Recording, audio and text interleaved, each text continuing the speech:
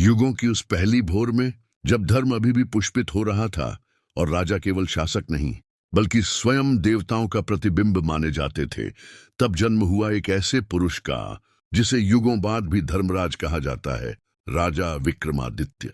विक्रम केवल एक राजा नहीं थे, वे एक विचार थे।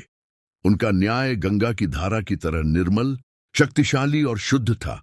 जब वे इस मर्त्यलोक से विदा हुए, तब भी उनके आदर्शों की गूंज समय के कण कण में समाई रही। उनका सिंहासन केवल स्वर्ण का नहीं था, वह तप, त्याग और धर्म की चिंगारियों से सना हुआ एक दिव्य प्रतीक था, और उसी को 32 अप्सराओं ने संभाला, जब तक कोई योग्य उत्तराधिकारी न मिल जाए। परंतु कलयुग आया, धर्म क्षीण हुआ, लोभ बढ़ा, असत्य, अधर्म और अज्ञान की छाया पृथ्वी को ढकने लगी। और तभी वैकुंठ में बैठे भगवान विष्णु ने जगत की पीड़ा को देखा। उन्होंने देखा मनुष्य अपने मार्ग से भटक चुका है, प्रकृति रो रही है, धर्म उपहास बन गया है। और तब हुआ एक संकल्प, जब अधर्म अपनी चरम सीमा पर होगा, जब अंधकार स्वयं को प्रकाश समझने लगेगा, तब मैं स्वयं अवतरित होऊंगा कल्कि के रूप में। मैं लौटूंगा न केवल शंख और चक्र के साथ, बल्कि तेजस्वी तलवार और अमर अश्व देवदत्त के साथ। देवदत्त, वह घोड़ा जो केवल गति नहीं, चेतना का प्रतीक था। वह वाणी के पहले नाद एयुम से जन्मा, देवताओं के युद्ध में भागी रहा और अब अंत का यान बनने को तैयार था। पर उस अंतिम युद्ध से पहले एक चमत्कारी घटना हुई। एक दिव्य रात्रि में, जब आकाश में स्वयं शिव का त्रिशूल तारे बनकर चमका, एक चेतना ब्रह्मांड के मध्य पुनः प्रकट हुई। राजा विक्रमादित्य की आत्मा, वह समय की सीमा से बाहर थी, वह मृत्यु के पार से आई थी, केवल एक कार्य के लिए, धर्म की अंतिम मशाल सौंपने के लिए। उस ब्रह्मलोक के मध्य में एक विशाल पीपल वृक्ष के नीचे ध्यानमग्न बैठे थे स्वयं कल के अवतार, और पास ही खड़ा था देवदत्त, बिजली सी चमकती आंखें, लहराते अश्वकेश और शरीर से निसृत होती ब्रह्म ज्योति। विक्रमादित्य ने मस्तक झुकाकर कहा, हे विष्णु के कल की रूप, मैं अतीत हूं, आप भविष्य हैं, पर धर्म किसी एक युग की वस्तु नहीं, वह सनातन है। मैं आपको सौंपने आया हूं वह तलवार जो केवल न्याय के लिए उठाई जाती है।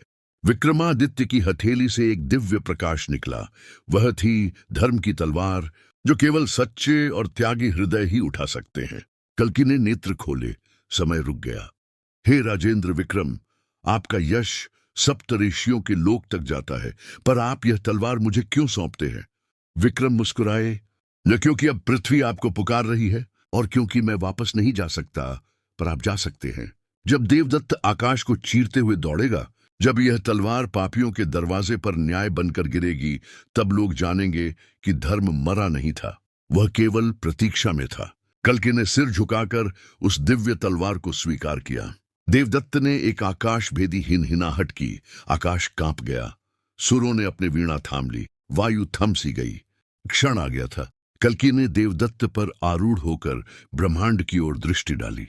बादलों ने रास्ता दिया, बिजली की धाराओं ने मार्ग बनाया, और जैसे ही उन्होंने प्रस्थान किया, प्रकाश का एक तूफान पृथ्वी की ओर बढ़ा। प्रस्थान से पहले कल्कि ने एक बार फिर विक्रम की ओर देखा और कहा। जैसे ही कल्कि ने देवदत्त पर आरूढ़ होकर आकाश मार्ग से पृथ्वी की ओर प्रस्थान किया, ब्रह्मांड की दिशाएं कांप उठी।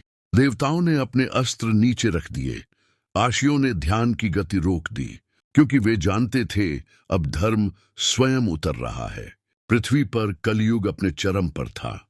नदियां सूख चुकी थीं, लोग धर्म को उपहास बना चुके थे, और अधर्मी शासकों ने न्याय को कैद कर लिया था। मनुष्य का हृदय लोभ, मोह और स्वार्थ से ग्रस्त था। देवालय वीरान थे और शिक्षा बिक चुकी थी। यह वही समय था जिसके लिए पुराणों ने चेताया था।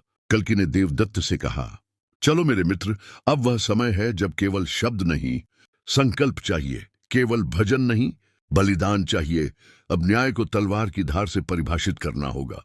देवदत्त ने अपने खुरों से आकाश फाड़ डाला। ध्वनि इतनी प्रचंड थी कि माया के महलों की दीवारें हिल गईं। पहला पड़ाव था चंद्रवर्मा का राज्य। वह एक अत्याचारी राजा था जिसने अपने ही लोगों पर कर और भय का साम्राज्य खड़ा किया था। जब कल्कि वहां पहुंचे, चंद्रवर्मा ने हंसते हुए कहा, एक अकेला सवार और एक घोड़ा, तुम क्या बदलोगे इस युग को? कल्कि शांत थे, उन्होंने उत्तर नहीं दिया। उन्होंने केवल देवदत्त के कानों को स्पर्श किया और वही क्षण था जब पूरा आकाश गरजा। देवदत्त ने वज्र से भी तेज गति से दौड़ लगाई। उसकी आंखों में ब्रह्मांड का तेज था और उसकी सांसों में महाकाल की अग्नि। चंद्रवर्मा के सेनापति, जिनके पास लाखों सैनिक थे, एक एक कर धराशायी हो गए। देवदत्त की गति ऐसी थी कि शत्रु उसके पास आते ही छाया मात्र रह जाते थे। कल्कि की तलवार जब उठती तो केवल अधर्म को ही चीरती, किसी निर्दोष को एक रेखा भी नहीं छूती थी। राज्य के लोग छतों से देख रहे थे, क्या यह देवता है? क्या यह कोई स्वप्न है? लेकिन नहीं, यह स्वप्न नहीं था। यह वह सत्य था जिसकी प्रतीक्षा युगों से थी। कल्कि ने जब चंद्रवर्मा के सिंहासन तक पहुंचकर तलवार उठाई तो उसने कांपते हुए कहा, मुझे क्षमा कर दो, मैं केवल लोभ में अंधा था। मुझे ज्ञान नहीं था कि धर्म कोई जीवित चेतना बनकर मुझे चुनौती देगा। कल्कि ने अपनी तलवार नीचे कर दी और कहा, लोभ से अंधे हो सकते हो पर चेतना से नहीं। अब जागो, यह राज्य अब केवल तुम्हारा नहीं, यह प्रजा का है। चंद्रवर्मा ने स्वयं अपना मुकुट उतारकर कल्कि के चरणों में रखा। लोगों ने आकाश को नमन किया।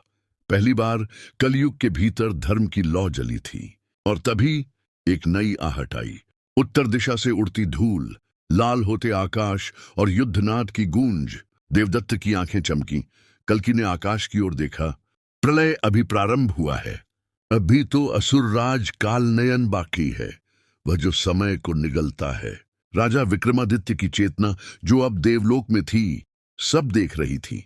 उन्होंने अपने नेत्र मूंदते हुए कहा, जाओ कल्कि, यह युग अब तुम्हारा है। तुम न केवल अंत हो, तुम एक नई शुरुआत भी हो। कल्कि और देवदत्त चंद्रवर्मा के पतन के बाद आगे बढ़ चले। अब उनका मार्ग उत्तर की ओर था, जहां हिमालय की गुफाओं में एक असाधारण शक्ति वर्षों से तपस्वी की आड़ में असुर बन चुकी थी।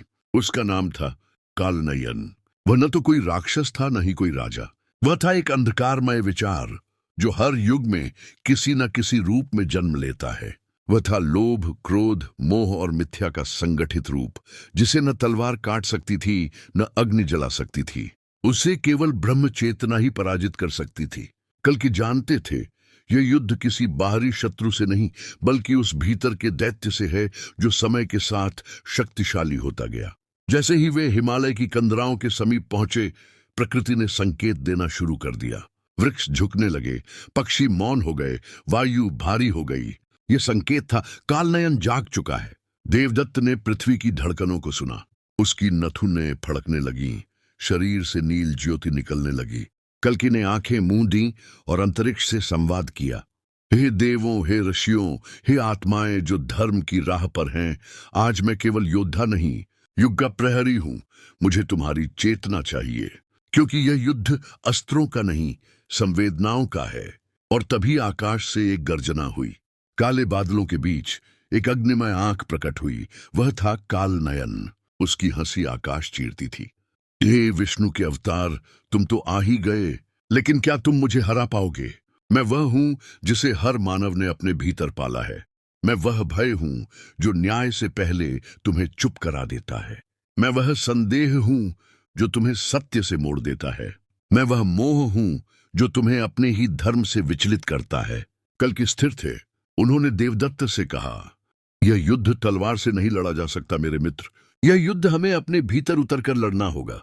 तैयार हो जाओ, क्योंकि आज हम समय की आंख से आंख मिलाएंगे। कल्कि ने जैसे ही तलवार उठाई, देवदत्त हवा में उठ गया।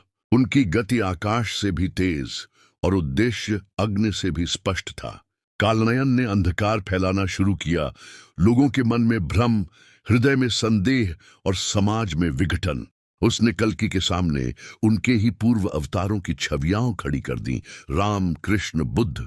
उसने कहा, देखो कितनी बार तुमने अवतार लिया, पर क्या बदला? मनुष्य फिर अधर्म की ओर ही मुड़ता है। तुम क्यों आते हो बार बार? क्या यह चक्र अंतहीन नहीं?